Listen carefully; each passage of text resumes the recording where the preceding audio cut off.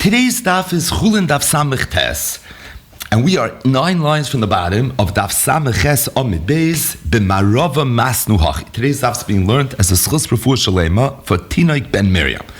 So we're moving along at the beginning of the fourth parak in Maseches Chulin, parak Behema Makasha, a real lumdish parak, the topic of which discusses an incredible chiddush. And that is that in the event that a shoichet shechts a female behema, and there was an uber inside the rechem of the behema at the time of the shchita, the halach is that not only is the shchita matter the mother, but the shchita is matter the uber as well. We mentioned that the makar is a pasuk in Parshas Re'eh that talks about the simonim of a kosher animal. It says, "V'chol behema mafreses parsa." The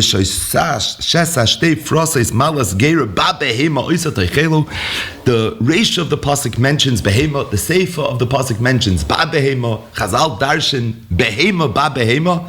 What's that? The uber that's inside the rechem of its mother is going to be mutter when, in the event there was a shchita on the mother. We'll see a lot more about that drasha in the latter part of today's talk. But that's the general background and context to the halachos and to the sugyas here in Perek Behema HaMekasha.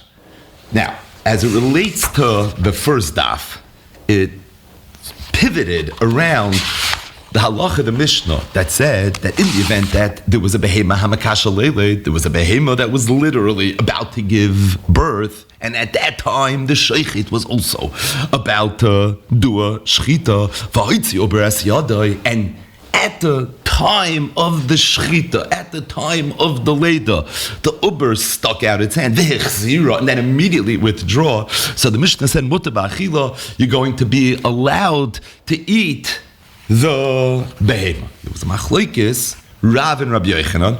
After further review, we saw it was Rav, Shmuel, and Rabbi Yochanan. What exactly mutter ba'achila means? Rav said that mutter ba'achila means that you're allowed to eat the uber, meaning despite the fact that it was hoitzia uber es yadai, but that Hoitzah of the yad does not constitute a leda. As a result, we still view the uber as a behema bibehema, and it's for that reason it's nitter al yidei the shchita of the aim, and if you would want to eat it, you'd be allowed to eat it. But as it relates to the yad itself, there the halach is afal pishach ziroi. Even though it withdrew, it would still be aser ba'achila. And Rav said it's based on a pasuk ubaser basada treifa loy soichelu, and Chazal darshan kivan sheyatza baser chutz lemchitzasoi nesar. Something we spoke a lot about in yesterday's daf. But in Pshat in the Mishnah, according to Rav, when it says it means everything but that. Yeah, Rabbi Yochanan was chaylik. Rabbi Yochanan said that muta b'achila means not only the uber, but it means the yad itself. There's a drasha of ubasa basada trei for lois lechelo. So Yochanan is not necessarily meshubah to the drasha. There was a brisa that mentions the drasha, and the brisa says mefurish that the halacha is that being that we compare this isser to the treifa, mat treifa, once a treifa, always a treifa, so too as it relates to this isser, you would say the same thing. The Gemara said, I hear. In fact, the Gemara said, Tiyufta de Ula Tiyufta. Why Ula? Because Ula was the one that said over the halach in the name of Rabbi Yochanan. But the bottom line is, as it relates to Pashup Pshat in the Mishnah, we have two Pshatim. According to Rav, it's also Shita Shmuel. Muta b'achila means the uber, everything other than the yad. According to Rabbi Yochanan, muter b'achila means everything even the yad. Now, one thing we made a big deal about yesterday, which will play itself out again in today's daf, and that is kula alma moidi. That's pasha. That in the event that the shchita took place while the uber's hand was outside the rechem of the mother, for sure that hand would not be included in the heter of the shchita. And then for sure it would be muta b'achila, everything other than the yad. The Mishnah, however, said v'hichzira. So right now, at the time of the shchita, the hand was in the rechem. Hence, we have a machlokes ha'mayram. Hence, it's not so pashut. It's not axiomatic, universally accepted l'kuli alma that the hand won't be mutter. What is it? It's totally in this machlokes between Rav and Rabbi Yochanan. Now, at first glance, what is the background of this machlokes Rav and Rabbi Yochanan? The pasuk ubasa basada treifa lo yisachelo, which the pasha pshat means the issa treifa, as we spoke about yesterday. But there's another drasha to be had over here that says basa basada lo yisachelo dumya de treifa. Once basa leaves its mechitza, be it the mechitzas of Behema Makasha, we spoke so much yesterday in the raid about, be it the mechitzas of Psul Yoitza in Kachim, but there's an idea of Kivan Sheyatza Basa Chutz L'Mechitzase, and that's what Rav seems to subscribe to this drasha. Rabbi Yochanan, not so much. It's a Mefurish Abraisa, it's a good kasha. It's such a good kasha that the Gemara didn't even say kasha, which means I hear. The Gemara said Tiyufta, the Ula Tiyufta. Either way, the Gemara now is going to begin with another version of this machlokes Rav and Rabbi Yochanan. So the aforementioned version, which was the entire first daf of Perek Behema Makasha, was the way that the Olam used to learn this machlokes Rav and Rabbi Yochanan in Bavel. Now we're going to see the way they used to learn this machlokes in Eretz Yisrael, B'Marava, in the West. Says the Gemara, B'Marava Masnu Hachi. In Eretz Yisrael, they used to learn the machlokes Rav and Rabbi Yochanan as follows. Rav Amar Rav holds Yesh Leidalei Varim. There's a concept of Leidalei Varim. Rabbi Yochanan holds Ein Leidalei Varim.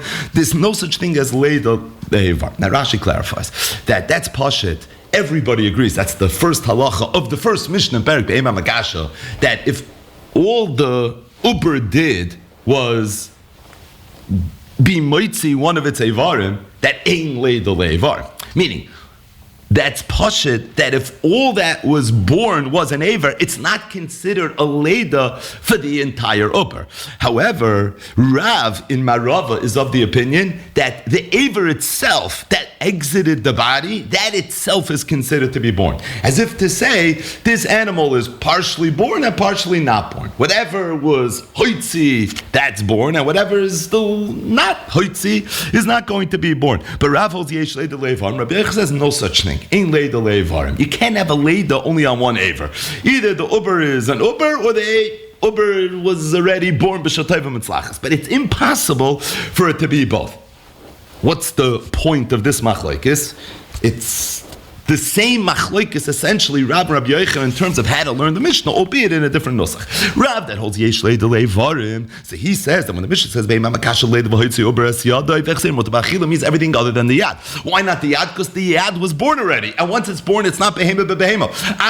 It's back inside the rechem. That would be the equivalent of an animal being born, and then somehow you put the animal back into the rechem of the mother. Everybody agrees you wouldn't have the halacha behema bebehema that the uber is going to be nitra al yedei the shchita of the mother. And being that yesh leidalei varim, once there's a leid, at that point it's already going to be too late. Rabbi Yochanan's ein leidalei varim, so therefore haitzi ober es yadei v'chzira, the halacha is mutabachila, even the yad. Either was a leida, no, it's not considered a leida, not for the entire guf, also not for the aver as well. Says the Gemara by Binayo. And the way Rashi learns the Gemara, what's the nafkamina between the two lashonos? Is there a nafkamina la'alacha between the way they used to say over the machlokes Rav Rabbi Yochanan in Bavel versus the way they said over the machlokes in Eretz Yisrael? Again, in Bavel they said over the machlokes, they're arguing in the pasuk basa basa the shreifel loisechelo, and the yisoid of shitas Rav is kivin shitas basa chum tzimchitzasai nesar. In Eretz Yisrael they're learning that the yisoid of shitas Rav is yesh leidalei. Is there a nafkamina if it's based on that more general halacha or it's based on yesh leidalei? So the Gemara says there is an nafkamina, and that is lemesa miut aver shebifnim. The nafkamina would be, what would happen if the uber was hoitzi es yadi, but not all of its yad? It was only moitzi some of its yad, or just from the Lashon HaGemara, roiv of its yad, where miut of the aver is bifnim, where only a miut of it remained inside. If all you would have is the drasha of ubasa basada treifa loisay chelo, then you would say whatever it was moitzi was chutzim chitza, whatever not. If, however, yesh leida leivarim, when it comes to leida bichlal, there's a concept of rubei kakulai. In fact, we're going to learn more about the sugyas of leida coming up. But in the world of leida, be it leidas behema, be it leidas adam, wherever it's negeya la'alacha, Thomas Yeledes, negeya, the laws of Bechar, right, there's a lot of nafkaminas. But in the world of Leida, you don't need that the entire child should be born in order for it to be considered born. But as long as Roiv of it was born, that in of itself would be okay. One of the areas in halacha that Rubai Kekuloi features prominently is when it comes to Leda. So says the Gemara, if the whole Yisayda Shitas Rava is Ubasa Basad the Treif Chelu, that and nothing else, so whatever was Yatsa Chutz L'chitza, whatever not. If Roiv of the Aver was Yatsa, so that Roiv, the Miyat that remained Bifnim is still Bifnim. It's Roiv of an Aver, who cares? Loyal Zanem, Rubai Kekuloi. There's no chshivas to the Aver to say, Roiv of the Aver went out, so it's as if the Miyat went out. No, whatever went out, whatever remained. But if there's a concept of Yesh Leda Leivarm, there is a chshivas to the Aver. Because an Aver can have a Leda. And then you would say, Rubai Kekuloi, that if Roiv of that Aver was already born, quote unquote, it's as if the entire thing was born. So there actually is a Grois and Nafkamina. Meaning, according to Rabbi Yochanan, it's nothing. It's nothing whether you go with the Babylonian Nusach or you go with the Western Nusach. Either way, it's not going to make a difference. Where Chaps and Nafkamina is in Rav. According to Rav, if all you have is Ubasa Basad the Treif Loisei Chelo, so it would only be Negei the Roiv that left. Then Marava Amri, in Marava they used to say that Rav Shit is more than that. Rav holds Yesh Leida Leivarim.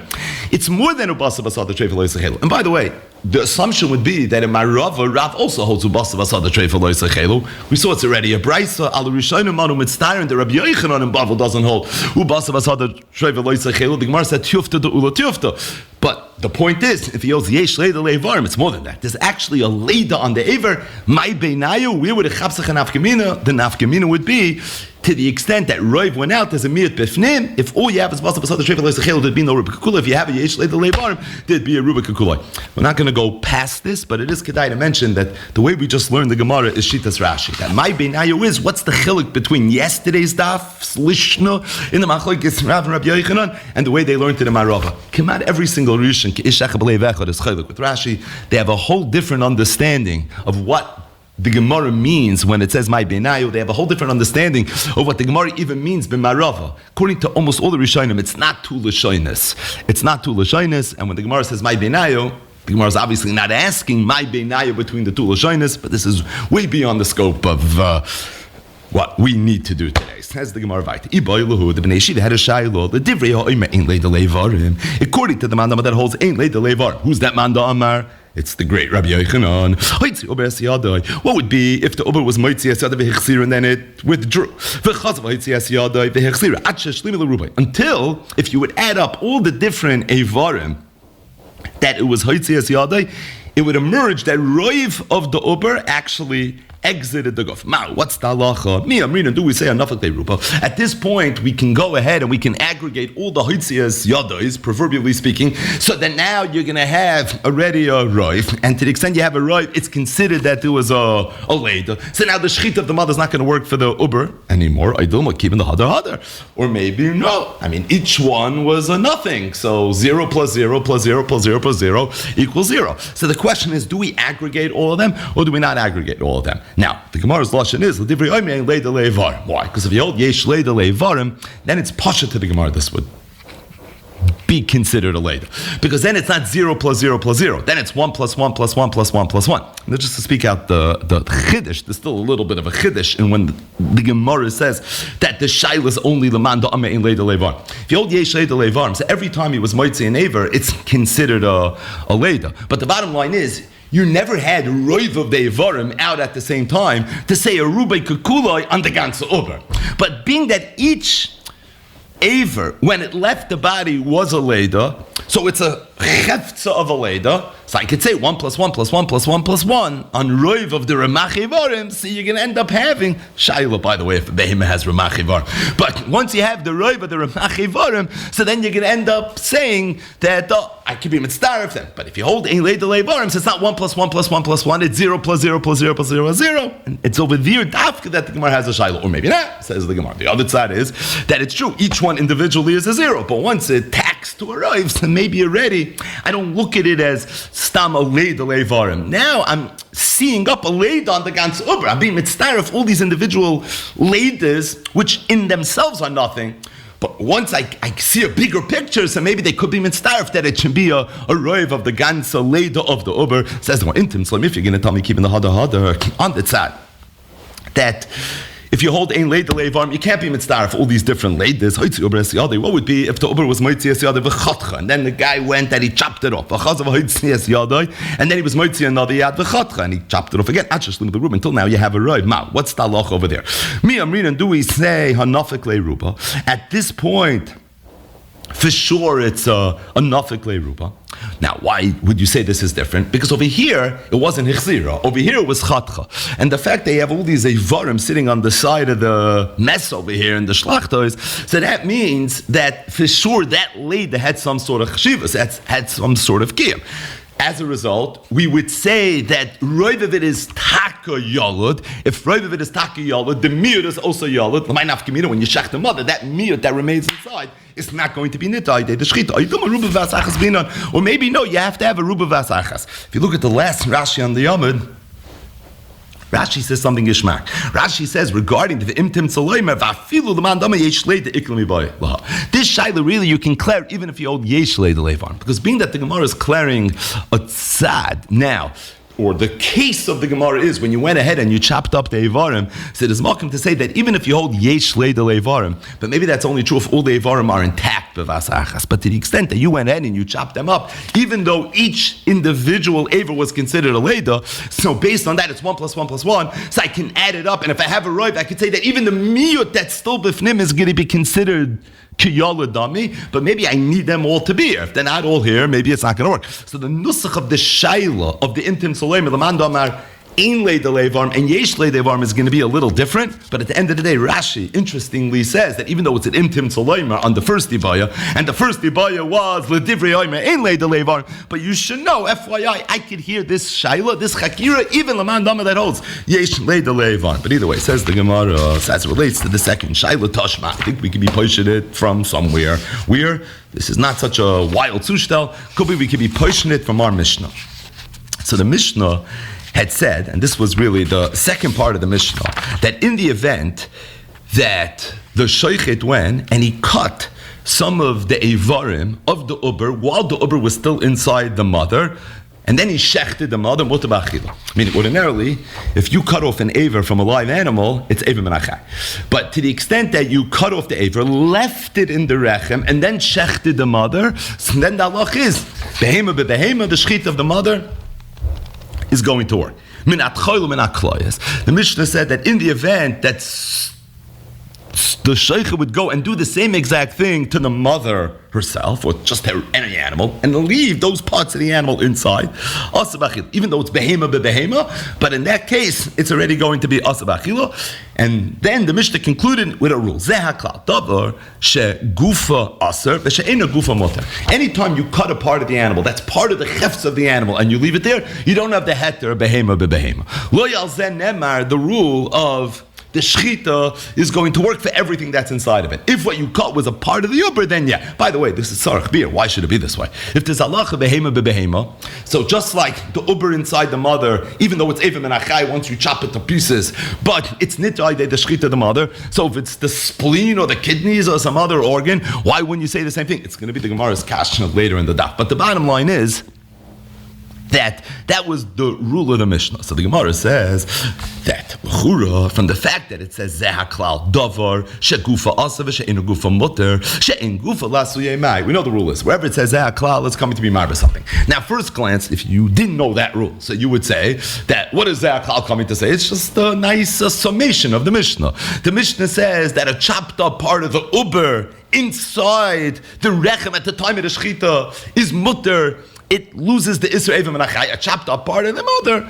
That is not. But it can't be, because we know Zehaklal is always coming to be marba something. So afraid the Gemara, and specifically we want to know on the chelik that said she'ein gufa muter, right? That's the part that we need now. She'ein gufa muter, that's Zehaklal. What exactly is it coming to be marba? Says the Gemara. So we have to come up with something. We have to make something up, right? It's not the ikar halacha of the Mishnah, because that we know anyways. So what's it coming to be marba? Maybe it's coming to be moisif. It's coming to be marba this halacha. Which halacha? In the event that you had an upper that was moitzi roiva v'tzeivarim, one at a time, and every time you went ahead and you chopped it off, and there's a miyut inside, and now you go ahead and you shech the mother, and you want to know if the shechita is going to work for the miyut. What's the tzad not? Because maybe there was already a leda. Where was the leda? Because the roiv of it was already born, so even the miyut was born. Or maybe not. Zok the Mishnah, zeh klal she'en gufa mutter, that if you have pieces, in this case a miyut, there's pieces that's in the rechem of the mother, mutter, it's going to be mutter. Zoyse meres, we're not mitzdarif all these different evarim to say that there's a leda. So is this like a straight up raya to our shaila? Not even close, but at the end of the day, we have a ze'akla. We have to be marbasam. It can't be the pshutei shel mikra, so it has to be some chiddush. And maybe this is what it is. So the Gemara says, if you're already willing to go down that road and be marbas something that mehechatesi, I'll give you a different mehechatesi. So the Gemara last year call it the meipara. Maybe it's coming to be marba, the infamous kol meipara, which we saw a little bit about in yesterday's daf. We'll see more about it even in the course of today's daf and certainly in coming daf.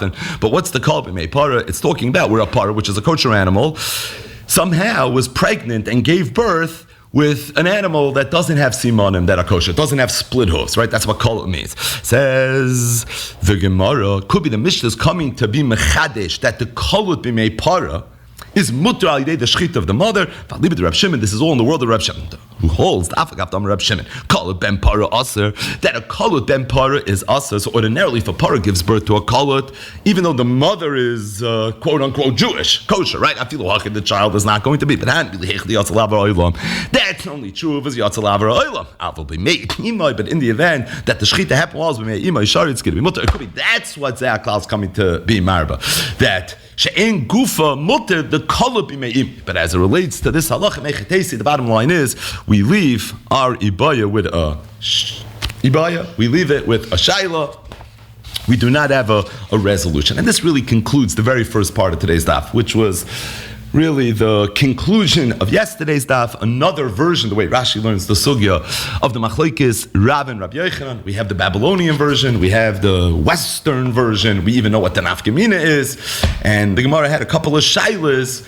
First one, Laman Dama Ein Leda Leivarim, and the second one, Laman Dama Yesh Leda, or Laman Dama Ein Leda, with a false attempt of a Tashma from Unzera Mishnah. The next part of the daf, and really, from here until the two dots, close to the bottom of Samach Tesam at Aleph, the Gemara is going to bring three ibayas. Three ibayas that are all related to the sugya du jour. The first is going to be Rav Chananya's ibaya. The second is going to be Ilfa of Ilfa fame's ibaya. And the third one is going to be, obviously, if there's a sugya of so many ibayas, Rabbi Yirmiyah's ibaya. Says the Gemara, Boy, Rav Chananya asked the first question. What would be in the event that there was a shoichet that was shechting a behema hamakasha, and the uber was hoitzias yadi, like the case of our Mishnah. But it just so happened this took place in the Azara. Now, why would it happen in the Azara? You were shechting kachim, right? Kachim galim, kachim gadashim, shchitas in Azara, tzafin, b'chol mokim b'Azara. But it has to be in the Azara, right? So somebody was shechting kachim, and it was hoitzias yadi. Ma'u, what's the halacha? What's the shaila? Do we say that the isser of the yad having exited the mother is going to be in effect, or is it not going to be in effect? The fact that it was hoitzias yadai, is that a problem, or is that not a problem? So meaning the whole first daf, would that relate over here in this case? Or maybe being that it's in the Azara, all of a sudden it's going to be different. So why would it make it afkamin if it's in a Azara? Get ready for that.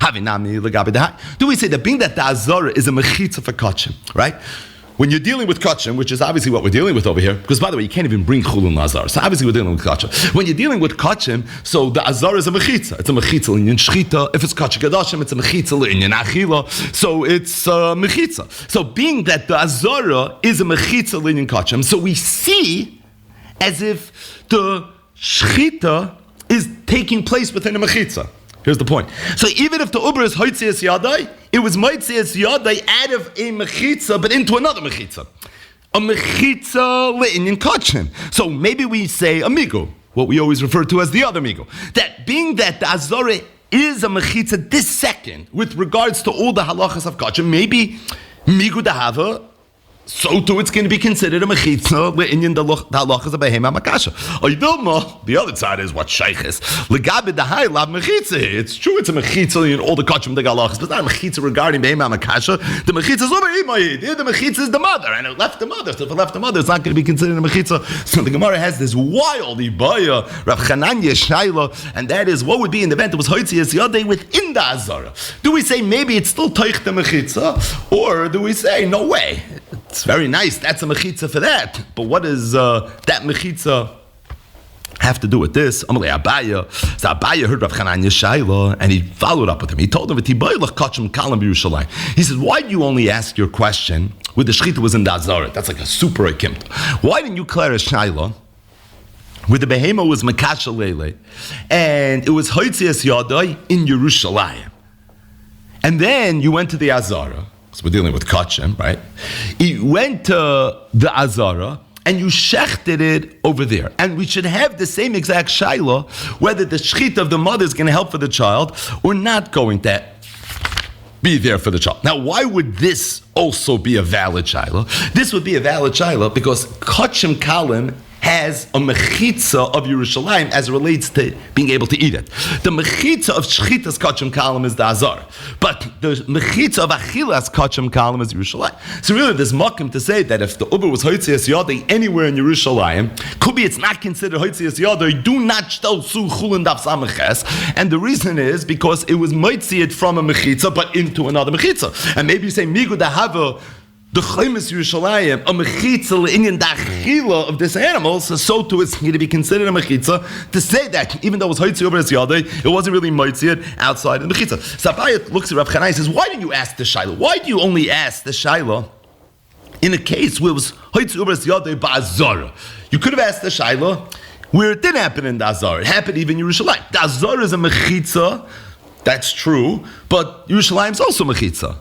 And by the way, even for kachim kalim, the azara is a mechitza, le'inyan shchita, but le'inyan achila, Yerushalayim is a mechitza as well. So you wanted to know, why didn't you ask that shaila? Sabaya said, I know why not. Kachim kalim, Yerushalayim, my time like bailach. Why didn't you ask him Yerushalayim, the mechitza sober imayu? Because you're going to say, what shayches? It's two different mechitzas. So, no hachana mechitza sober imayu. So here too, it's also no shayches. Now the truth is, again, this is a little bit of extra credit. This is more in the lumdus of the sugya. But you have to know why Abaya really wanted Rav Chananya to ask the question of Kachim Kalim Yerushalayim more than just Hoitzi Ubras Yodei Ba'azara. And not just that, Abaya is like telling Rav Chananya, from the fact that you didn't ask the Kasha Yerushalayim, it's a raya, you know the answer. The answer is because what shayches. So if it's what shayches, the answer to your question is also what shayches. I don't know, if I was Rav Chananya, I would say, I could have asked the question by Yerushalayim. It's the same exact question. And just like I'm not sure in the nusach that I asked it, I'm not so sure I would have noted it in that nusach either. Usually, when you find this signon, it's Reb Chananya, why didn't you ask the kasha in the more obvious way? And there's an obvious reason why you didn't ask the kasha in the more obvious way. That obvious reason, cut and paste, you could apply it to your shayla as well. I don't know, to me, they both sound like the identical shayla, and if Chananya doesn't know the answer to this, Mechatesi would know the answer to that either. It's a little bit soft, again, it's more in the lumdus of the Gemara, but either way, Pshan in the Gemara, this is Rav Chananya shayla. It's Rav Chananya, the first of the three bayas, wanted to know, Hoitzi ubres yadei ba'azara, Mahu mi'inyan le'inyan ba'isa inyan. If it was hoitzia ubras yadai bekachim kalim b'Yerushalayim ma'u, do you say that once you have a mechitza in kachim, it's going to be considered a mechitza in Chulin as well or not? By the way, the briskurov that we mentioned in yesterday's daf makes a very big deal about this Gemara. That you see from here that the geder of the mechitza le'inyan kachim, which is the basis for psul yotzei, and the geder of the mechitzas that you find in the world of Chulin, such as behema makasha, are the same chefts of mechitzas. Because if one is a psule bakoidish dige mechitza, and the other one is a more k'moshe b'yarnu behilchas machalis asuris dige mechitza, then for sure ma inyan mechitza zu lezu. From the fact that the Gemara even has it's not to say migu to have a mechitza in kachim, it's going to be a mechitza le'inyan Chulin. So I say merits the same chefts of mechitza. This is all part of that briskurov that we mentioned yesterday. Says the Gemara the second, ilfa. Ilfa posed the following question, and before Ilfa's question, we need a tiny bit of an introduction. So in yesterday's daf, the Gemara, on the bottom of Samach Ches Amud Aleph, and on the top of daf Samach Ches Amud Beis, brought a brisa that mirrored the Mishnah, albeit a longer version of it. There were 4 different cases of the brisa. In yesterday's daf, we needed the first 2. For Ilfa Shaila, we need the 4th. The 4th case was where there's a behema makasha, and the uber was hoitzias yadai, shachat es imai. Then, while the yad of the uber was outside, the sheikh went and shechted the mother, and only afterwards did he chop off the hand. In other words, the hand was outside when he went and he shechted the mother.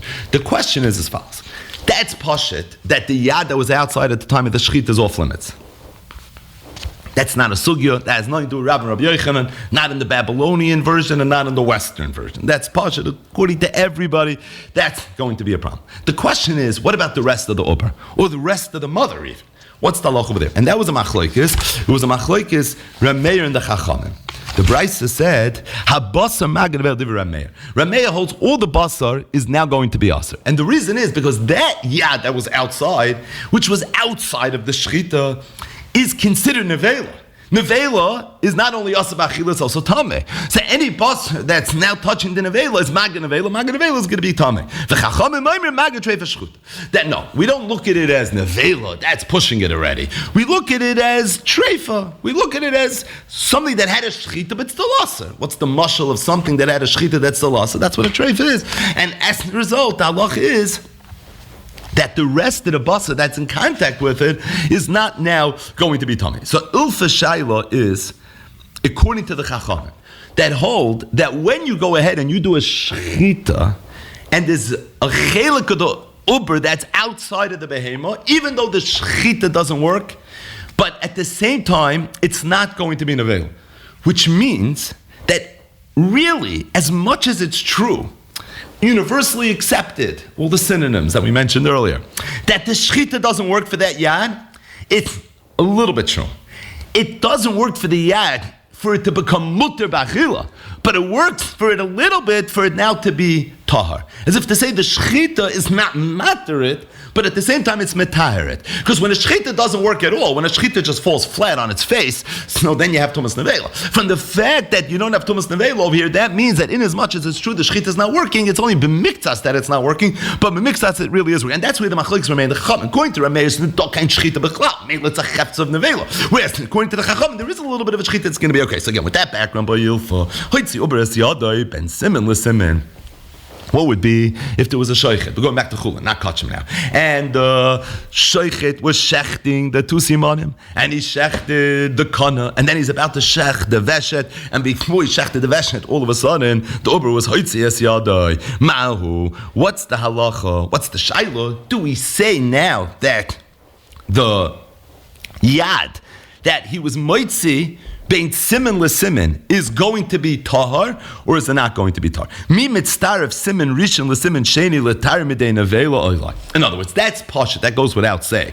That being that it was hoitzias yader bein simen l'simen, so at that point, the second simen, you didn't have a good shchita to be metared. You had one simen where the yad was inside, one simen where it was outside. Shchita simen echad is not a shchita, and as a result, that's pasha that if you're going to want to eat it, you're not going to be able to eat it. The shaila is, will it be tar mitumas nevela or not? Now again, we mentioned 3 times, right? The shaila is going to the chacham. The chachamim hold that even if it was hoitzias yadai, where the shchita is not a shchita, but at the same time to be metar midei nevela it is. So what's Ilfa Shaila? If anything, this is even better. The first simen, the shchita, happened when the head was inside, so that's even perfect. That even could have been materet. It was only the second one. Okay, so the second one, al kaponim, it's like gara, where if it would have been outside by both simanim. But Ilfa is a big lamdin, kiyodua, balbas, but a big lamdin. And Ilfa comes, and Ilfa says, no, I'm going to tell you what my shaila is. My shaila is that it could be that the only time you can be mitzdarif, the shchita of 2 simanim, is in the event that the shchita of the 2 simanim are the same type of shchita. But if they're 2 fundamentally different shchitas, then already could be you can't be mitzdarif. And being that the shchit of the first siman, klapi the yad, had the ability to be mater and metar, and the shchit of the second siman, klapi the yad, only had the ability to be metar, so it could be they're not the same shchita, and it could be 2 shchitas that are not the same don't have the ability to be mitzdaref. Or maybe no, at the end of the day, le'inyan, le'tayr, maybe it could work. And if that's the case, it's going to be okay. Says the Gemara, Amar Rava. Rava heard Ilfa Zibayo, and Rava said, Kal v'chayim. Ilfa, I don't hear you, Ibaya. It's a pashta Kal v'chayim. Im hoyoloi simen rishon le'simen sheni, la'hatiroi, ba'achila, lo'yoyoloi, le'tayre midena vela. Rava said, at the end of the day, good lumpus.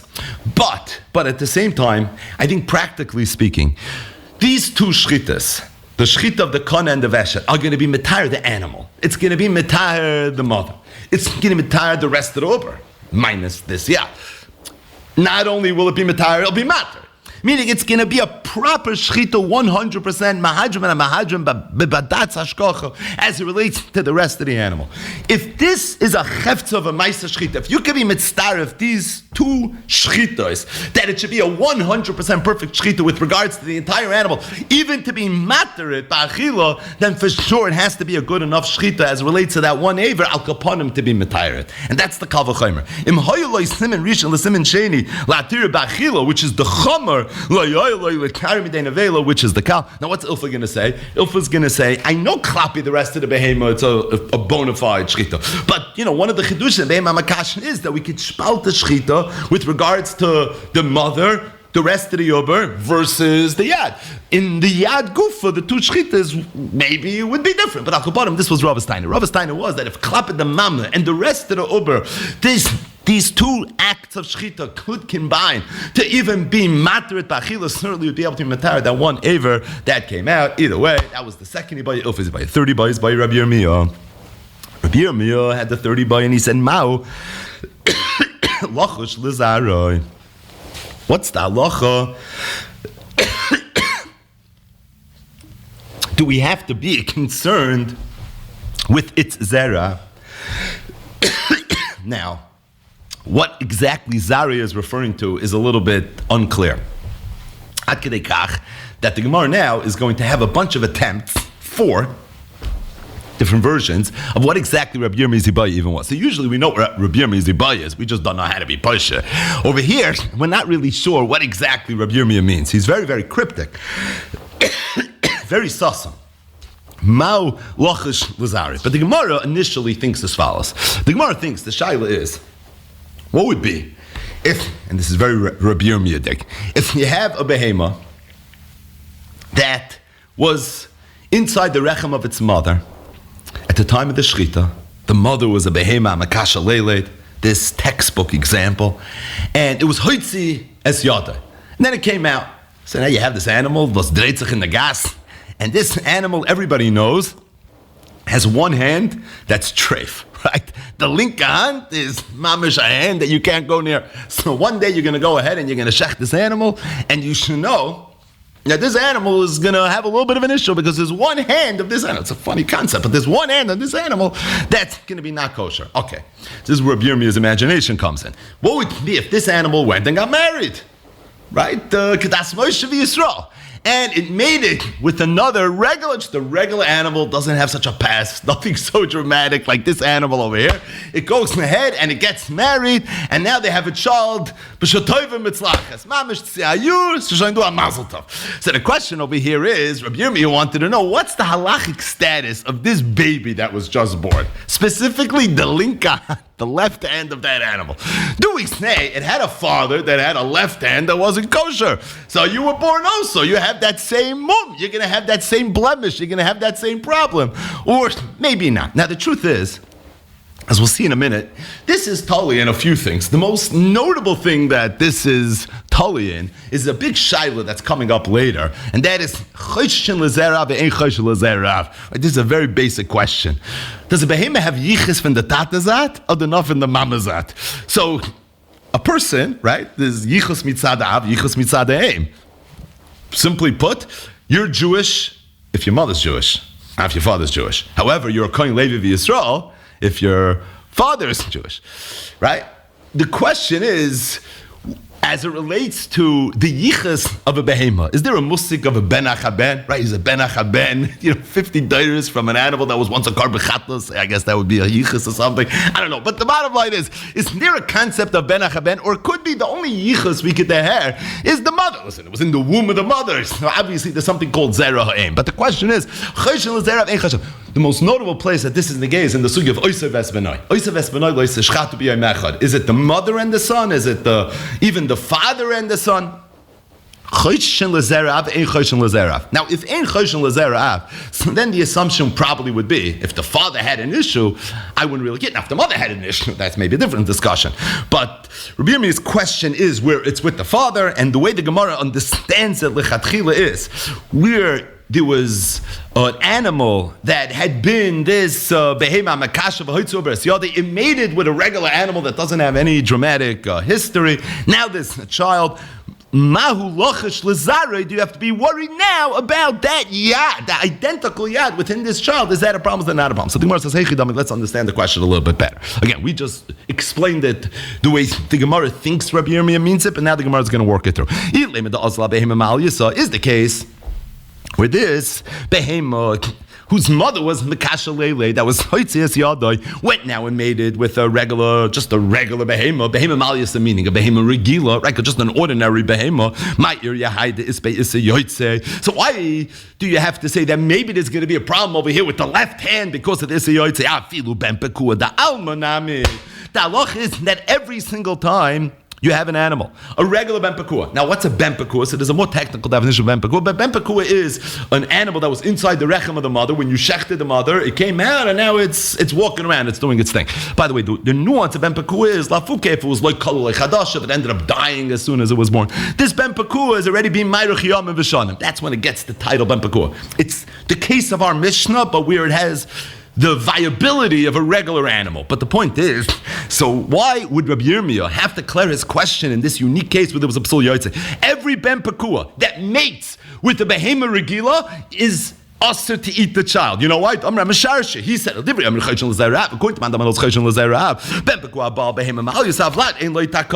there's no takana to the child. You know why there's no takana to the child? Because mitzad the yichus of the mother, it's a regular child. Mitzad the yichus of the father, it's a ben pekua. Mitzad the yichus of the mother, it needs shchita. Mitzad the yichus of the father, you can't do a shchita. And as without halachas, you're not allowed to eat it. So the minute there's a behema makasha leileit, and you shechted the mother, and now you're being yoitza the child with the shchita of the mother, and now it's viable, it's already holding in shidduchim age, it's already holding by getting married. So obviously it's a ben pekua. That ben pekua, any child that it's going to have is going to be a problem. So you don't have to clear the shayla in this specific case. So the Gemara says, you're right. The case was the azal ben pekua the kavase. Now this was already a different type of shidduch. There was shidduch between two ben pekuas, right? There was a ben pekua and a bas pekua. This is v'invei agefen, dover no muskabel. They come together. Obviously, the Shem Brachas Torah was Perek Peim Amakasha. I think that's obvious. But anyways, they come together. What else are you going to darish? You're going to say shir on right Psul Yoitze if you just came back from the country yeshivas in Eretz Yisrael. But the bottom line is, say over the Briskerov. But the bottom line is, say here you have a Ben Pekua did a shidduch with a Bas Pekua, but it just so happens that the Ben Pekua hat epis mit the linke hand because it was a Hoitze over his yadai, right? So they looked into it a little bit. The bottom line is, so what happens? The Ben Pekua marries the Bas Pekua. So in this situation, you don't have Ramasharshi's halacha, because Ramasharshi's halacha was what? Ramasharshi's halacha was when it was a Ben Pekua and a Behema Regila. Over here, it's a Ben Pekua and a Bas Pekua. So mitzad the yichus of the father and the yichus of the mother, there's no need for a shechita. However, mitzad the yichus of the father, it has this issue with the fact that it was Haitzias Yadai. What's the question? Do we say? Okay, so what's the shayla, man? You would think for sure there should be a problem over here. The shayla is like this: do we say Eilid Ever Moilid Ever, and therefore Chatach Levashari, or Dilma Mevalvel Zare?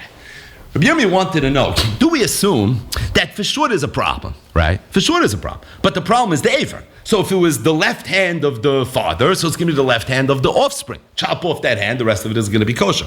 Or do we say that the psul that the father has, when it fathers this child, and Choshen L'Zerav, it spreads and it permeates throughout the entire offspring. So all of the Ivarim have this little bit of paslus, this Isru, Basabasad, the Trefa Loisachelo inside of it. And as a result, if you're going to go ahead and even chop off the hand, it's still going to be a problem. Do we say Aver, Moilid, Aver? So whatever the issue was with the father, that Aver is what's going to now transfer over to the child? Or maybe we say Mevalvel Zari, whatever the issue is Mevuvel in the Zera, and therefore the entire offspring now is going to be an issue. Hadar Amar. Now it's not sure who Hadar Amar is. It sounds like Hadar Amar would have been Rabbi Yirmiyah, but it's clear in the Gemara it's not Rabbi Yirmiyah, because the Gemara is not even sure that this was Rabbi Yirmiyah Zibai. So Hadar Amar, somebody said, Pshita the Mevalvel Zari, that could not have been Rabbi Yirmiyah Zibai, because it's Pashat that the halach is Mevalvel Zari, because the Im came. Because if you're not going to say that, summa yoylet summa, vikiteya yoylet kiteya, anytime you have, from a physical standpoint, a father that has a certain mum, that mum should show up in the offspring in the same way. And that's not the way genetics work. So that could have been Rabbi Yirmiyah Zibaya. Because it should be pashit that if you have a shidduch between a ben pekua and a bas pekua, and the ben pekua has an issue because it was hoitzias yadai, from the spiritual issa treifas eggs, it should be permeating the entire child. Okay, so what then was Rabbi Yirmiyah's shayla? His shayla was behema ba'alma. Every behema, its parents are 100% kosher. They're not 100% kosher. Take a behema. The chelev is not kosher. The dam is not kosher. Yet v'sharya it's mutter. So therefore, Rabbi Yirmiyah had it sad that just because there's one hand that it has that's treifa, because of ubasa basal the treifa lo yisay chelu, but why is it different than the basa v'dam or the chelev and the dam? The chelev is anyways also. The dam's anyways also. So now you also have this Isser Malchus. So I don't know, it was anyways a teretz is, who cares? I don't know, maybe Trey Surya Amrinan Klasla Amrinan. Anutzad. That it could be if the father has two issues, the chelev is not kosher and the dam is not kosher, then I don't care about the offspring. But Adkan Omer B'Shabbos Agadol. If there's a third issue, you have the chelev and you have the dam. Meaning I know two issues doesn't transmit.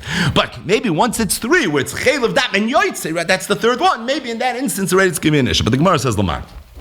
Gemara says technical problem with the shaila. Can't be as Rabbi Yirmiyah Zibah. You know why? Because there is no mandamar in the world that holds that if you have, let's get this, klar, a ben pekua that was hoitzias yadai, that now fathers a child with a bas pekua, because otherwise we're not having the conversation with B'Shar Shiz halach from earlier, that there would be a suffix because there's three isurim over here. There's no one that holds three isurim.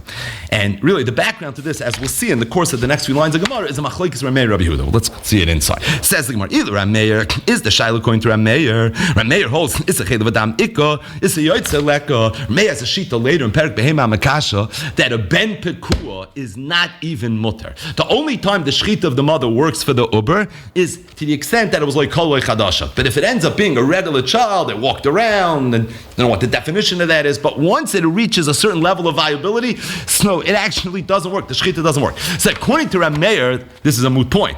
Because to the extent that this animal is mating, by definition, it's a ben pekua, right? It's get married. So obviously it's a ben pekua. So if it's a ben pekua, the whole psul yoitze is neither here nor there. There was no psul yoitze. Psul yoitze is if it's mutter, I did the shchita of the mother, not this aver. I'll send them at the psul yoitze.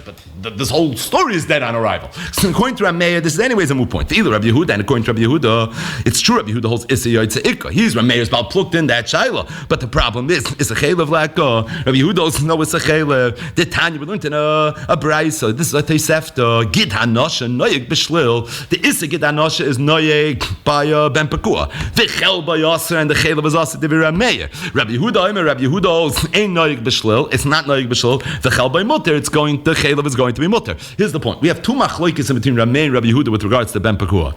Rameir holds that a ben pekua is not nitter al yedei the shchita of the mother. Rabbi Yehuda holds it is.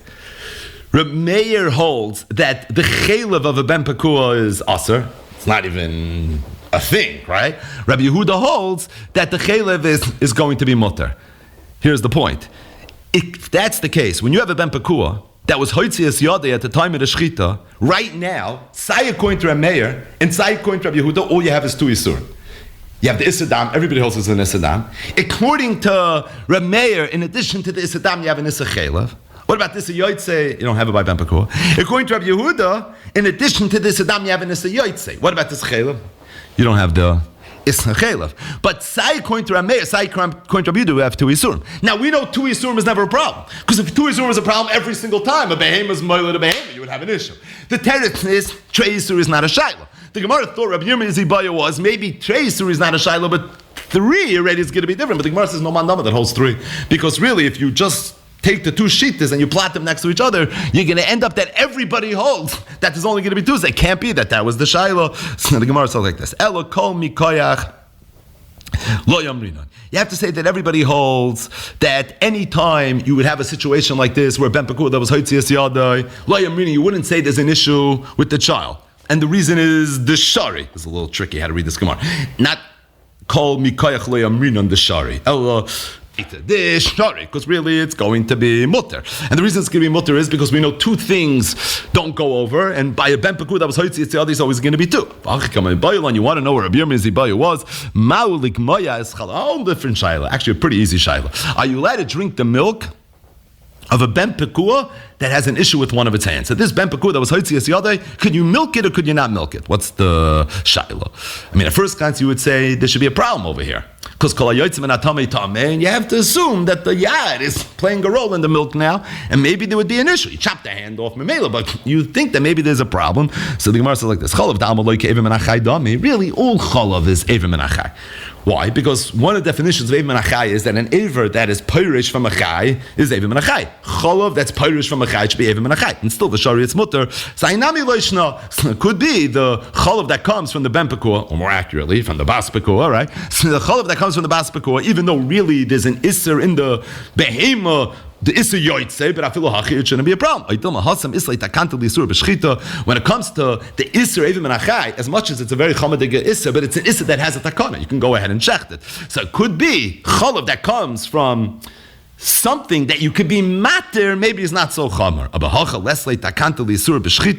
But over here, that aver al kapanim is going to always be aser, and as a result, right, even if you shecht it, it's going to remain aser. Ketreifa. So that's not going to be an eitzah, says the Gemara. What it almost always says for Rabbi Yirmiyah Zibaya, this was very long-winded, but we came to the answer that we sort of knew we were going to come to, and that is, I hear. Teiku, Tishbi, Yataritz, Kushnis, Ibayas. So again, we had 3 Ibayas. This was the second part of the daf as it relates to this Shaila. Rav Chananya, all major Shailas over here. Rav Chananya Shaila was, what would happen if it was Behema Makachav Hoitzias Yodai in Dazara or in Yerushalayim? Do we say Migu da have a Mechitza legabi Kochim, having Namid Lechitza legabi Hai, or no Shaykhis?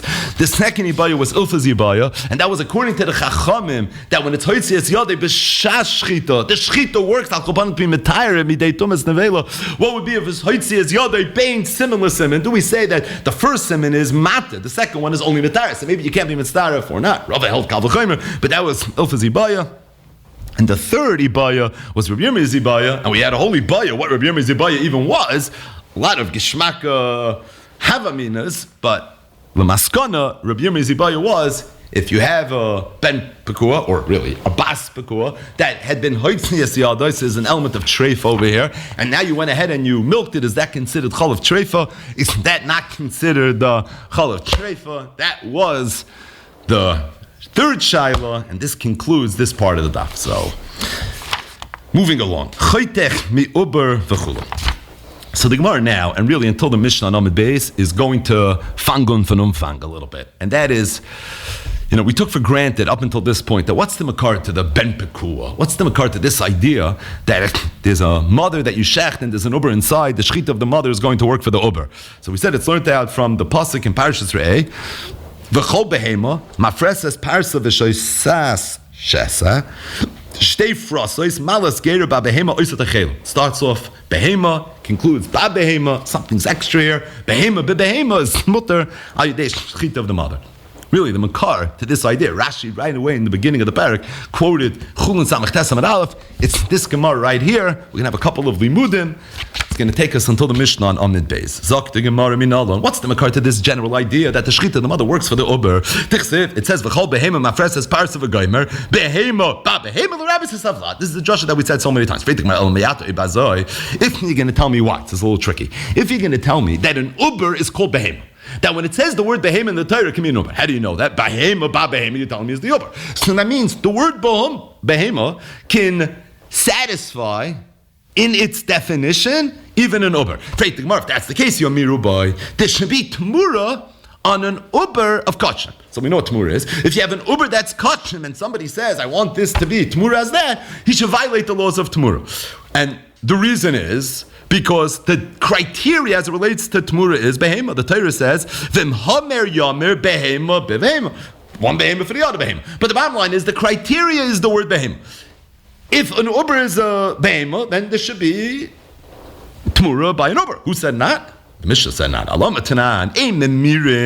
You can't do Tmura, meaning not you can't do Tmura that is an Issa Tmura, but the Tmura is not Chal. Loy Eivarim be'ubarin. So if you take a Aver of a Behemas Chulin and you say, I want it to be Tmuras, the Uber of Kachem, V'loy Ubarim be'Eivarim. You take an Uber of Chulin, you say, I want it to be Tmura instead of the Aver of Kachem. Loy Eivarim ve'ubarin b'shleimen.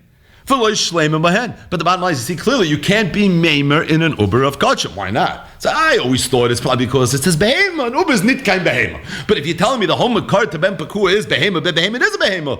Elamayata as if the Gemara. Ella the Gemara says you're right. Oh makar, you have to say the makar is something else. It says v'chol behema. Right, beginning of the pasuk v'chol behema. Mafres says parsa ba behema oisot eichelu l'rabbis es havalad. It's coming to be marbed of lad. So it's not the word behema. Behema doesn't mean uber. V'haraya there's no tmura by an uber.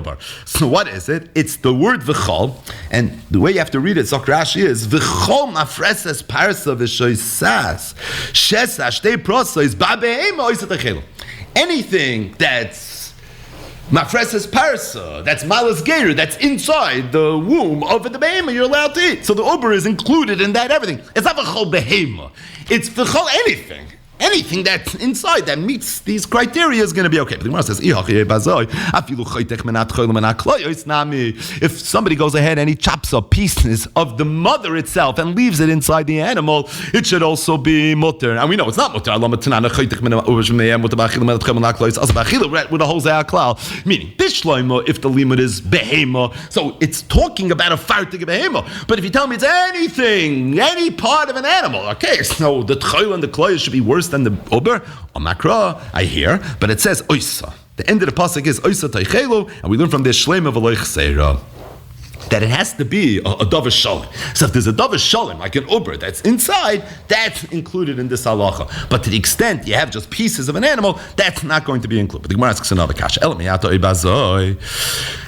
If you're going to tell me that the limud is not v'chol behema, but what is it? It's v'chol ba behema, as long as it's a davar shalem. Hashoichet es ha behema. What would be if somebody shechts a behema? Umatzah ba'id musyoina. See, you have to know how this happened. But somebody shechted an animal, and all of a sudden the baby's born, and it looks like a kosher bird, right? It looks like a dove. Says, Tainas the Gemara, Tishtari, it should be mutter. Why should it be mutter? Because it's full thing that's inside the behema. And Allah Rabbi Yechon, what Rabbi Yechon says, it's not going to be okay. So the Gemara says, that's not a kasha. What did the pasuk say?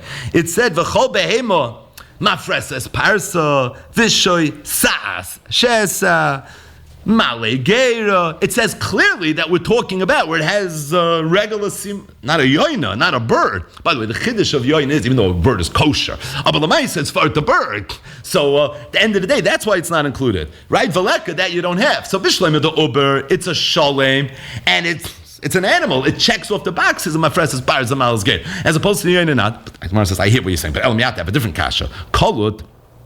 If you're going to tell me that the yoina is not included in the heter, why? Because it's not mafreses parsa. So then the kolut bimei para should also be aser. Now we know, because we had this twice already in the parak, that the Gemara said that even though Reb Shimon holds that a kolut ben para is aser, but hani mili heich shiyatz lavaroila. But a kolut bimei para is going to be mutter. Why? Based on the halacha that the shchit of the mother works for the uber as well. But if you're going to tell me that the only time it's going to work is when it's mafreses parsa, if it's a kolut, by definition, it's not mafreses parsa. But the Gemara says it's not a kasha, because Atana Dvei Rabbi Shmuel, in the yeshiva Rabbi Shmuel, they used to say over, Reb Shimon Bar Yochai, right? That's Reb Shimon. So Reb Shimon has a shita, that being that it says in the pasuk, V'chol behema mafreses parsa, and then it says later v'shoisas shesa shtei frasois. It says parsa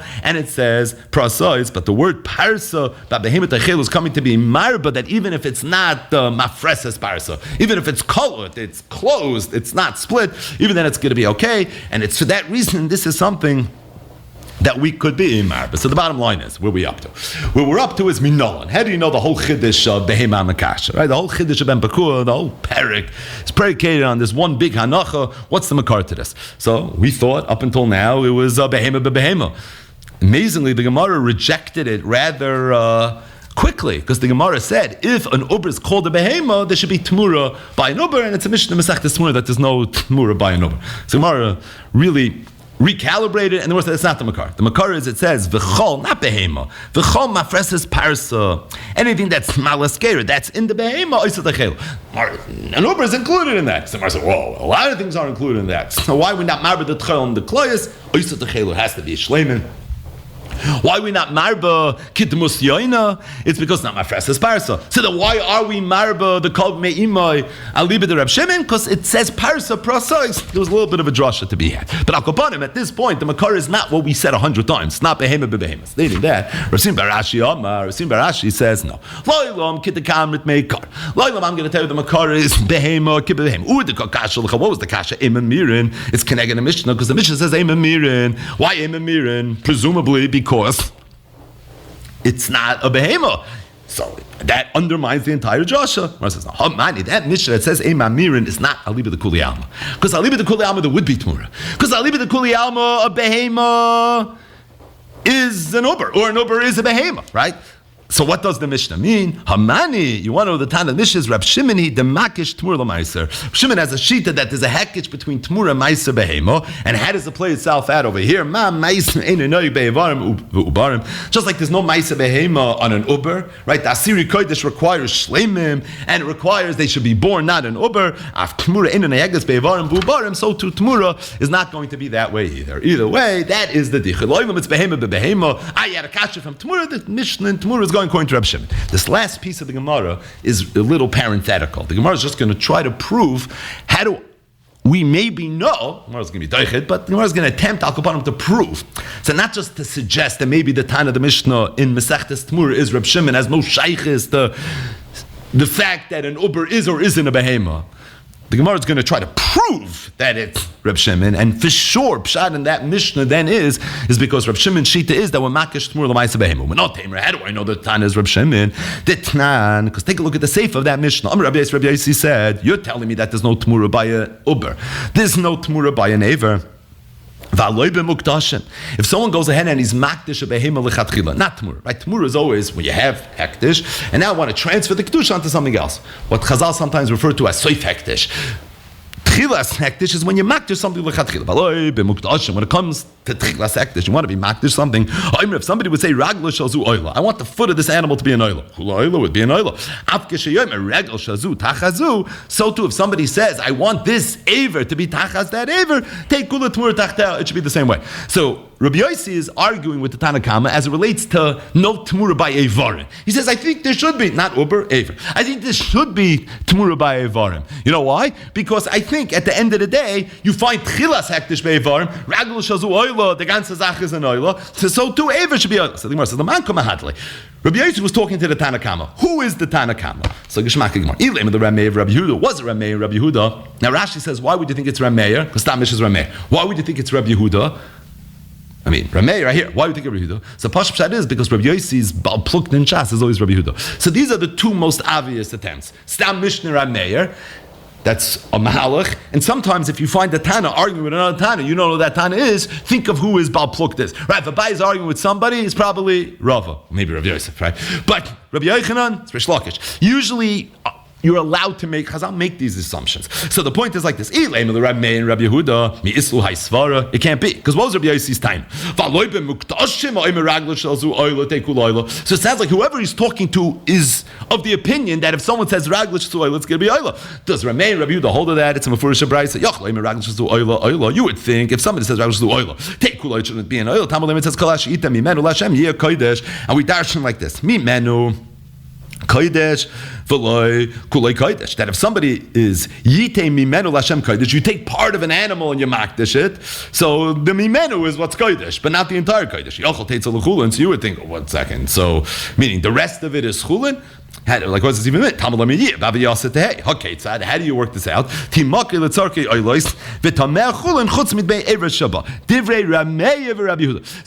Yehuda hold that if somebody says Raglish is oil, you know what happens? What happens is only the foot becomes an oil. So what do you do if only the foot is an oil? You take the entire animal, you sell it. By doing that, you're being paid, and you take the money, Kineged that aver, and you use it for hektish, and everything else remains chulin. But the point is, Rabbi Yehuda clearly hold that what? That when you say raglish is oil, it doesn't become 100% oil. It's just that regal that's an oil. Rabbi Yossi, Rabbi Shimon, oimrim, minayt loim raglish is oil. Take kula oil. The names matter. Rabbi Yossi and Rabbi Shimon, Talmud loimer yel. The rabbi says kula. So according to Rabbi Yehuda, raglish is oil. Only the regal is an oil. According to Rabbi Yossi and Rabbi Shimon, the entire thing is an oil. Gemara says lamar. So Rabbi Yossi now in the Mishnah is saying, I hold there is Tamura by Evar Minubar, specifically Evar, right? I hold this Tamura by Evar. You know how I know that? Because so here too it should be as well. And it sounds like, it only sounds like it, because the Gemara is going to be doich of that, but it sounds like he's talking to the Tanakama. Tanakama, can we agree on this? Yeah, okay. So, doesn't A beget B? The Gemara says, who is he then talking to? Either Rav Meir, Stam Mishnah Rav Meir, or Rabbi Yehuda, who's his primary Baal Puktin Shas, Mi Islu Hai Svara, they don't hold it at Svara. Elalav, it must be he's talking to someone that holds it at Svara. Who holds it at Svara? We know two Tanan, Rabbi Yossi and Rabbi Shimon.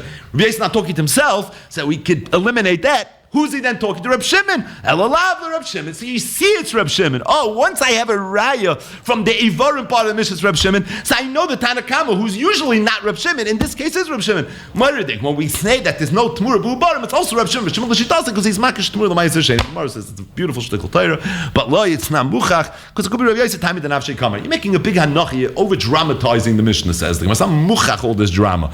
It's not Muchach that Reb Yossi was turning to the Tanakama and saying, don't you agree with this, so therefore that? Could be Tanakama's like, I don't know what you're talking about. I don't agree with that either. Now, Rabbi Yossi, then what's he saying? I hold take kula oil. I hold it's true by Tmur as well. But it could be the Tanakama is chaylik with the Hanacha, and therefore it's pashut that response wouldn't be true as well. Either way, another intense stuff. We've got to get used to this here. Perik behema mekasha. Exhale. So as it relates to raid, I think it's kedai to pick up a little bit where we left off yesterday and do a little bit of a part two. So in yesterday's daf, we saw a very big chiddush. The Torah says, "Va'anshe kodesh tiyun li, ubasar basada treifa, lo yisaychelu lakelov tashlichan oisai," which pashut means there's something called an Isser Treifa. What's Isser Treifa? That was the last month of Daf Yomi. That's Perik Elu Treifas. But we saw that Chazal learned another halacha from this very same pasuk. Chazal said, "Kivan sheyatza basar chutzim chitzasay nesar." That from this pasuk we learn that if you have basar that has a mechitza and the basar leaves its mechitza, at that point it's going to be aser to eat from that basar again. What are examples of that? One example is a behema makasha leiled v'hoitzi uber es yadai v'hechzira. Even though the Mishnah says mutar b'achila, but the yad is going to be also b'achila. Shitas Rav, Shitas Shmuel, Rabbi Yechon's chaylik, tiyufta the Rabbi Yechon, tiyufta. But the bottom line is, it's negayim b'sachtas chulin daf samaches. Another example, like we saw on Amid Beis, which we saw is really a Gemara Mesachtes Makis daf Yudches. The Rambam brings in Hilchas Ma'aser Karbanos in Perik Yud Aleph, and that is that as it relates to kachim, if you would have basa kachim gadashim that would leave the azara, or Basar Kachim Kalm, that would leave Yerushalayim. Or Maisa Sheni, Bikurim, that would leave Yerushalayim. The halacha would be that at that point, you wouldn't be allowed to eat the food that left its respective mechitza. And not just that, if somebody would eat from it, he would be over this Issa Dairaisa of ubas basada treifa lo yisachelu, which the Rambam says very clearly is a lav sheyesh by malchus. The bottom line is two distinct, at first glance, completely disparate halachas that are both learned out from the same pasuk. Ubasa basada treifa lo yisachelu. Number one, the iser treifa. Number two, this iser yoytze. Now, kipshutai, the iser treifa is learned out from the word treifa. Ubasa basada treifa lo yisachelu. With Chazal see the iser yoytze, it's because the word basada Chazal thought was superfluous. Basar basada treifa, and what if you found it in the shlachtos? What if you found it in the barn? What if you found it in your house? It would be the same halacha. Why did Torah say the word sada? To darshan a second drasha. Ubasar basada lo yisachelu, as if to say ubasar basada lo yisachelu, ubasar treifa lo yisachelu. Basar basada lo yisachelu, that's teaching me the iser yoytze. Basar treifa lo yisachelu, that's teaching me the iser treifa. This is something that is pashit, that emerges from Masechtas Chulin Daf Samech and Masechtas Chulin Daf Samech Tes. The truth is, there's another Gemara. And this Gemara is in Masechtas Chulin Daf Kuf Beis Amid Beis. Amar Rabbi Yochanan. Rabbi Yochanan said, it says in the Torah, Parshas Rei, Lo yisoichal hanefesh im habasar. And we learn from this that Evim Menachai. This is the lav in the Torah that a person is not allowed to eat Evim Menachai. When it says in the Torah, meaning not only are you not allowed to eat an Evim Menachai, you're also not allowed to eat a Basa Menachai. Rish Lakish Amar, Rish Lakish says, Lo yisoichal hanefesh im habasar, ze Evim Menachai, u Basa Menachai. U Basa basada treifa lo yisoichelu, ze Basa min ha-treifa. Machlokes Rabbi Yochanan and Reish Lakish had to learn the pasuk ubasa basada treifa lo yisachelu. According to Rabbi Yochanan, ubasa basada treifa lo yisachelu is the makar to basa menachai. Lo yisoichal hanefesh im habasar ze evim menachai. Ubasa basada treifa lo yisachelu ze basa menachai. According to Reish Lakish, basa menachai and evim menachai both learned out from lo yisoichal hanefesh im habasar. What's ubasa basada treifa lo yisachelu? Well, we always thought it was ze basa menachai. But al kopanim, I'll leave it to Rabbi Yochanan. Shahalacha kemoisai b'chol makom lebar mitlas. The makar to basa menachai is from the pasuk ubasa basada treifa lo yisachel. If you take a look at Rashi and in Tosfos, Rashi and Tosfos both learn. I'm going to read Rashi. Ubasa basada mashma shepiresh mimikoymai. It's mashma that the basa was pirish from its makom. We know, we saw it in today's daf, that the isa is menachai, and basa menachai doesn't just mean that you go and you take a live animal and you just bite into it. If an aver of the animal is taken off of the animal itself and you go ahead and eat that, that's also even menachai.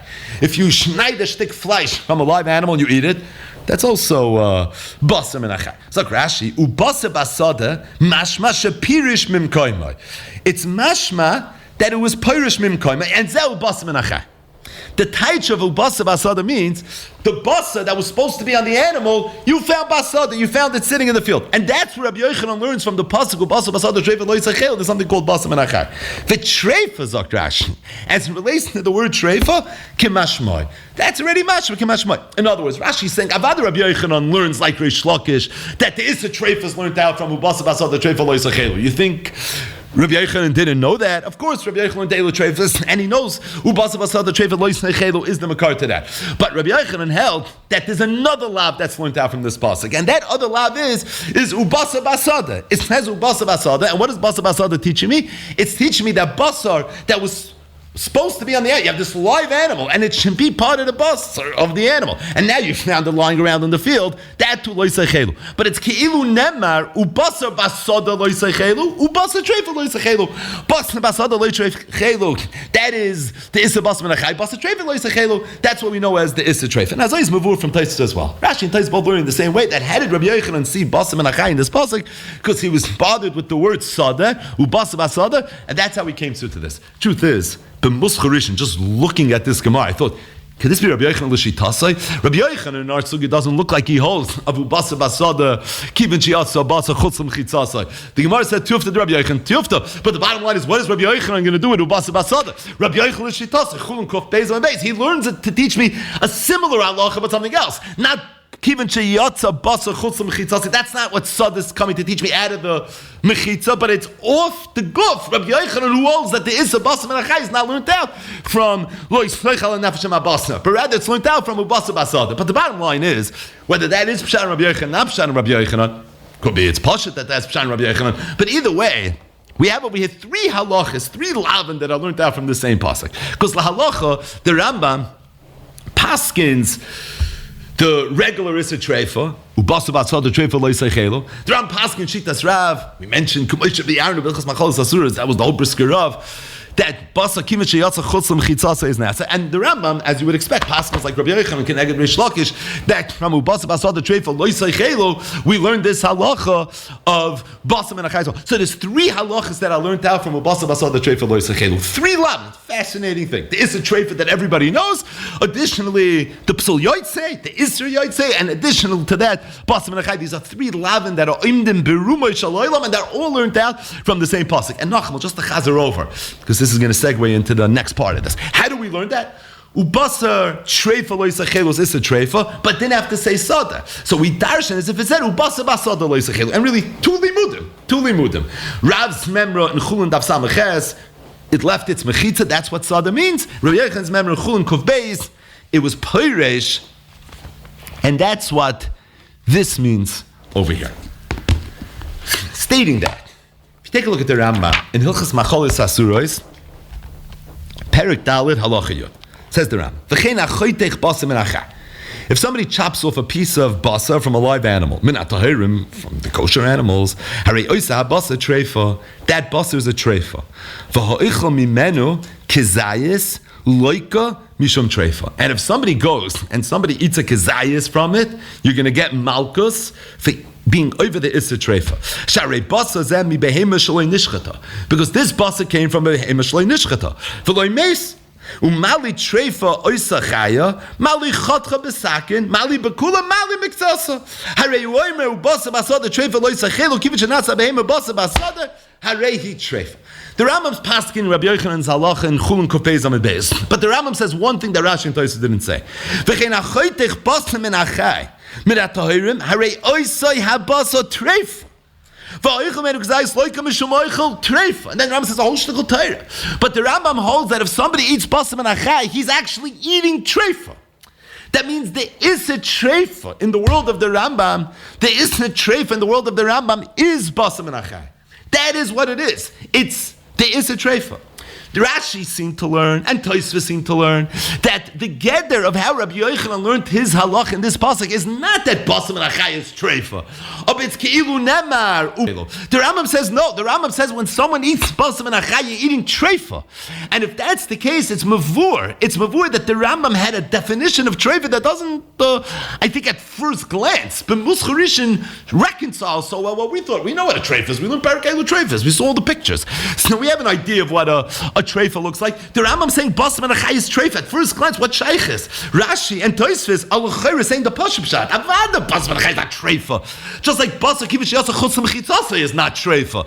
Narvas ki'ilu nemar ubasar basada lo yisaychelu ubasar treifa lo yisaychelu. But the Rambam saying no, that ubasar min achai is treifa. He says it twice. Loike mishum oichel treifa.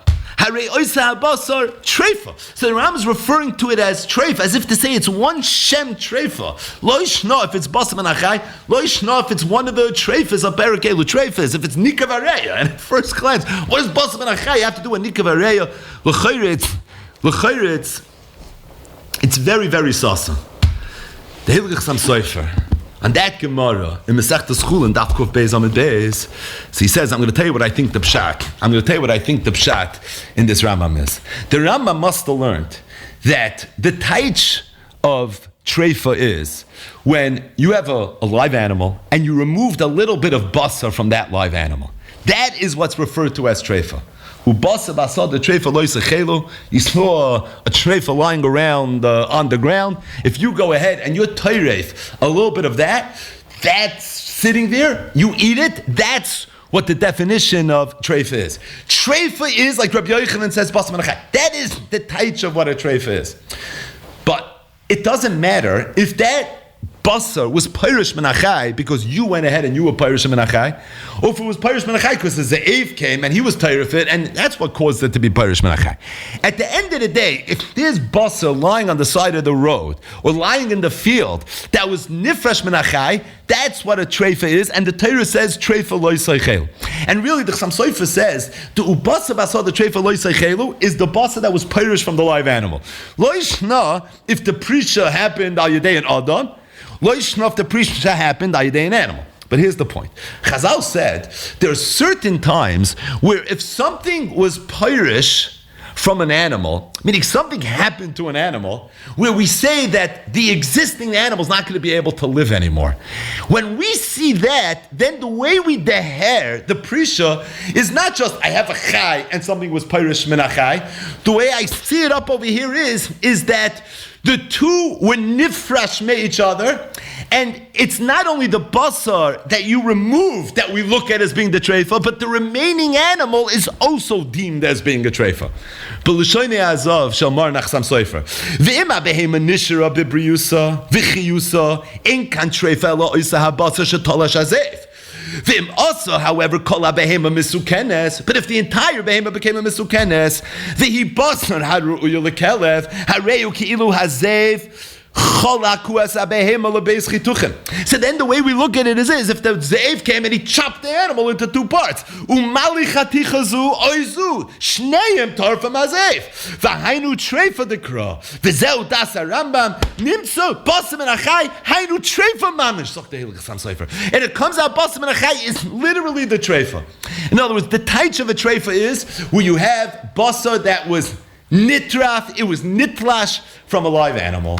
That basar you're not allowed to eat. And I don't care if a person did it or if an animal did it.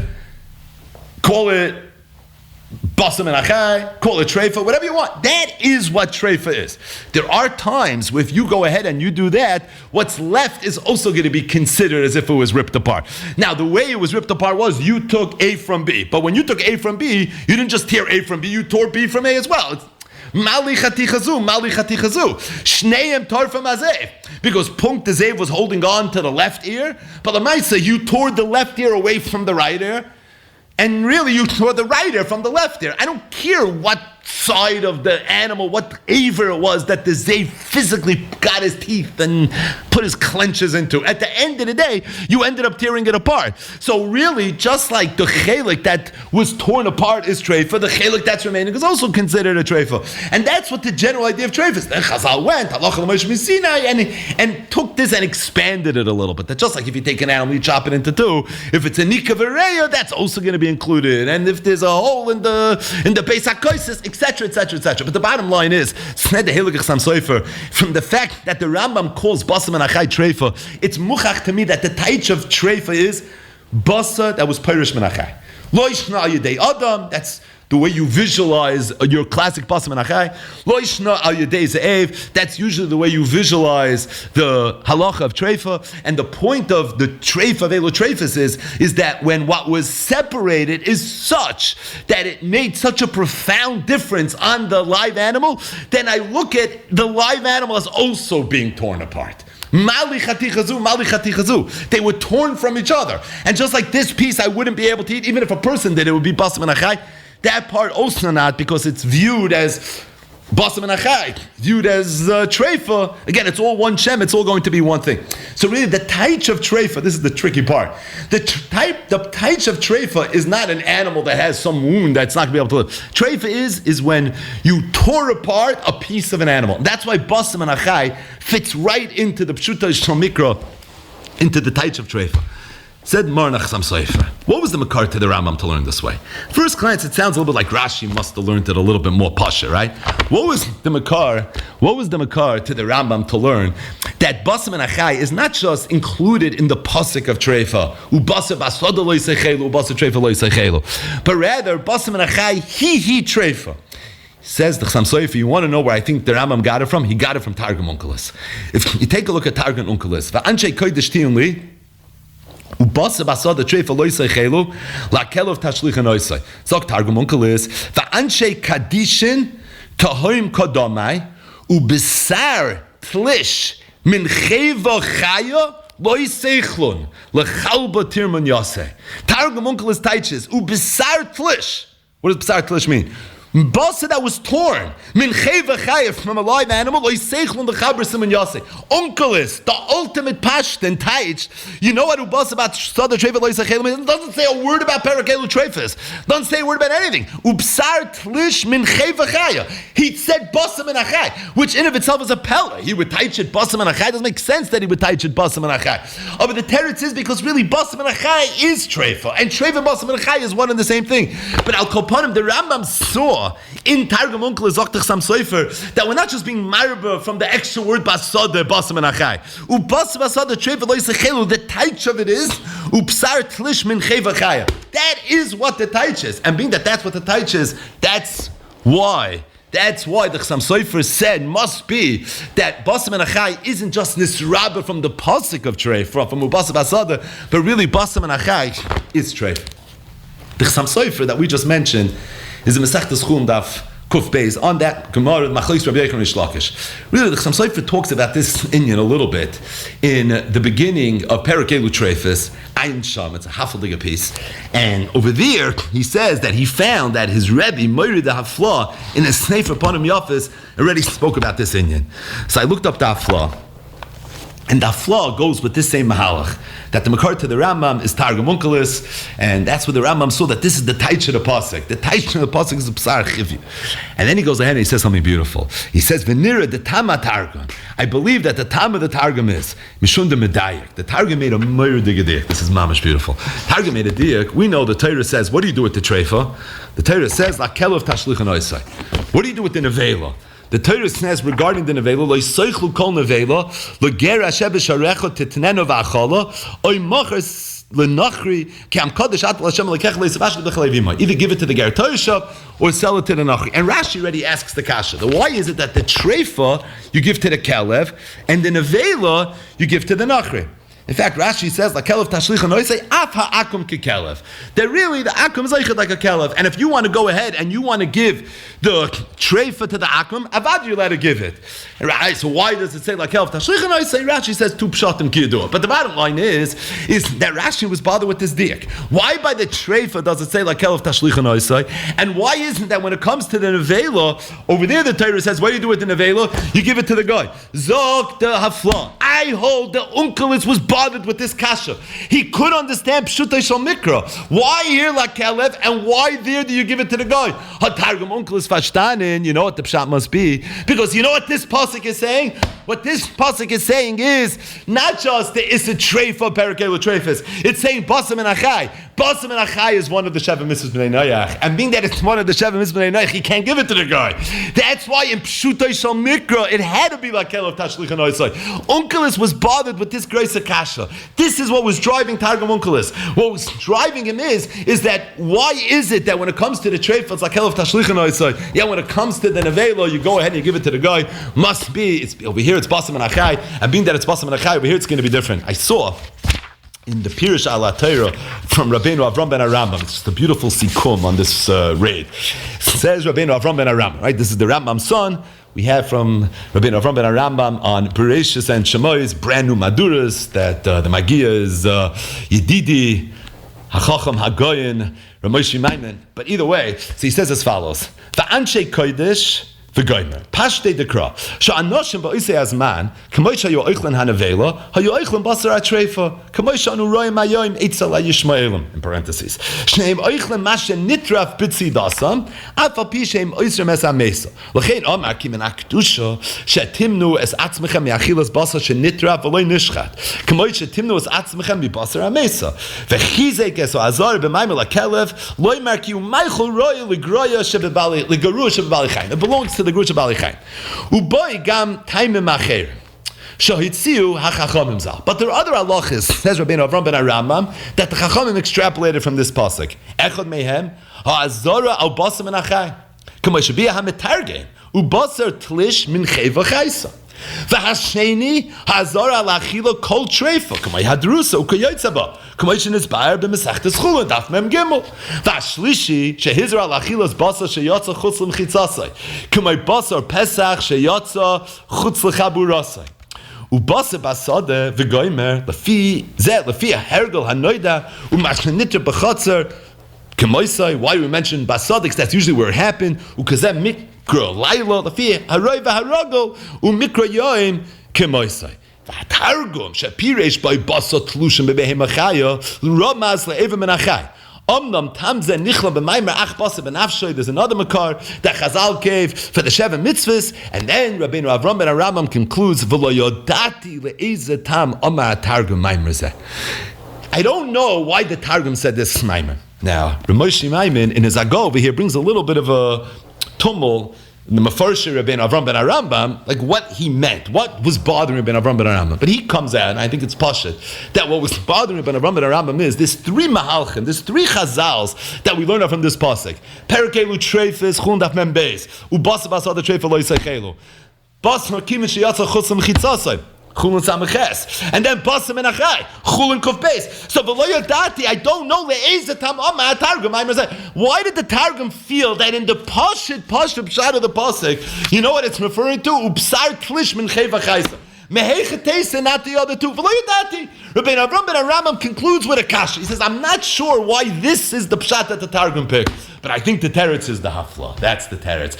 The teretz is because the pasuk says la kelef tashlichon oisai. Why do you have to go ahead and give it to the kelef? Make a profit off of it. Maybe give it to the guy. The pasuk says by the nevela lo yisaychlu kol nevela. So what do you do? La gera shebesharecha titnen avachala oy machar lanachi am kadashat Hashem aleikecha. The teretz is because the Targum saw that the pashut shot in this pasuk must be that we're dealing with something that even a guy is not allowed to eat. Must be it's basim and achai. That's why the Targum, who's being mefarish, the most pashut shot in this pasuk, how was he mefarish it? He was mefarish it with regards to basim and achai. This panim yafis could be the teretz to the v'loyodati le'ezatam amar Targum ma'imezeh. That's the teretz to Rabbeinu Avram ben Arambam's kasha. Either way, three tremendous lavin that I learned out from this pasuk. Ubasa b'sada treifa lo yisai chela.